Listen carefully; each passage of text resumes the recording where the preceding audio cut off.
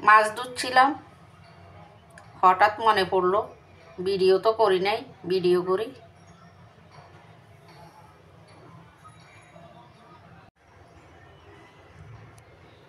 তো বলি, এটা হলো নদীর পোয়া মাছ, কেউ বলে পোয়া মাছ, কেউ বলে পোপা মাছ। তো সব সময় তো আর পুকুরের মাছ খেতে ভালো লাগে না, মাঝে মাঝে নদীর মাছও খেতে হয়। তেমন ভালো লাগে না আমার, তারপরেও খেতে হয় মাঝে মাঝে। নদীর মাছে আবার আয়োডিন আছে। তো মাছটা বাজার থেকে কেটে আনলাম, এখন আমি আবার এখানে এভাবে লাগিয়ে আপনাদেরকে দেখাচ্ছি। অনেক বড় পোয়া মাছ বা পোপা মাছ।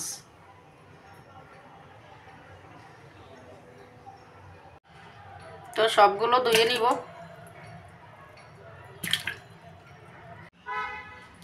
মাছগুলো ভালোভাবে ধুয়ে লবণ, হলুদ, মরিচ দিয়ে মেখে নিলাম। ভেজে নিব এবার। এই নদীর মাছ বা সমুদ্রের মাছ একটু নরম নরম ভেজে রান্না করতে হবে।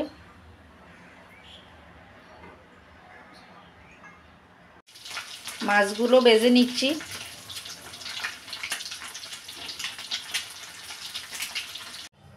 সব মাছ লাল লাল করে ভেজে নিলাম।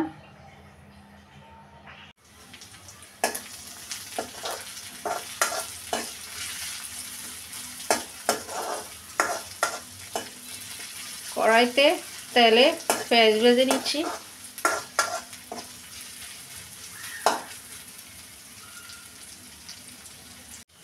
এদিকে লবণ, হলুদ, মরিচ, জিরা গুঁড়া, রসুন পেস্ট, আদা পেস্ট সব কিছু দিয়ে একটা গোলা বানিয়ে লিকুইড বানিয়ে নিলাম বা তরল পেস্ট করে নিলাম সব কিছু একসাথে।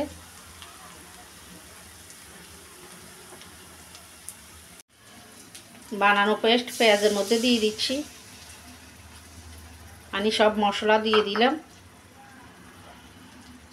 আর একটু নেড়ে চেড়ে কষিয়ে নিব।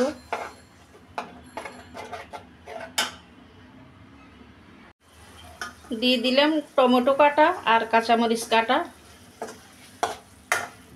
সব কিছু ভালোভাবে কষিয়ে নিব, তেল উপরে উঠে আসা পর্যন্ত কষাবো।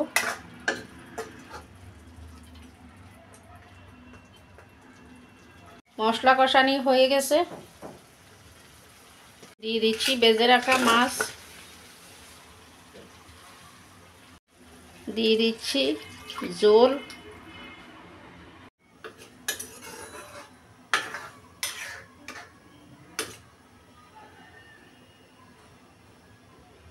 ফুটিয়ে মাখা মাখা করে নিব।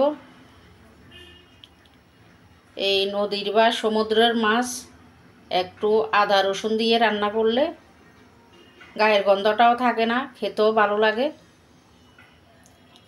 কারণ এগুলো তো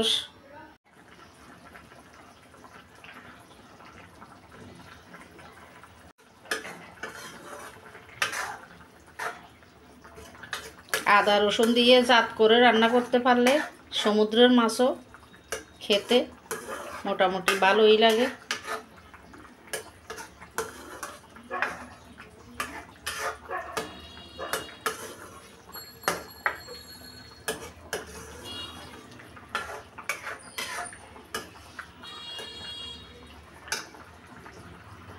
একটু যত্ন করলে আসলে সব কিছুই ভালো হয়।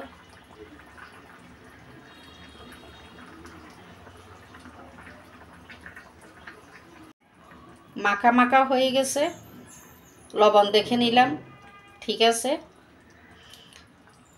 এই সমুদ্রের মাছ একটু নরম হয়, এগুলোতে ঝোল বেশি রাখলে ভালো হয় না, ঝোল কম করে থাকলে মানে মাখা মাখা রান্না করলে স্বাদ অনেক বেশি হয়।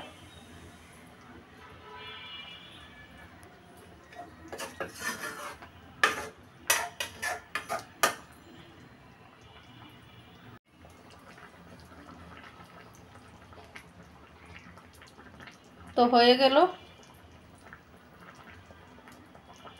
নদীর পোয়া বা পোপা মাছ রান্না।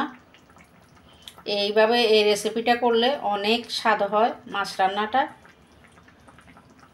তো আজকে এই পর্যন্তই। সবাই ভালো থাকুন, সুস্থ থাকুন, নিরাপদে থাকুন।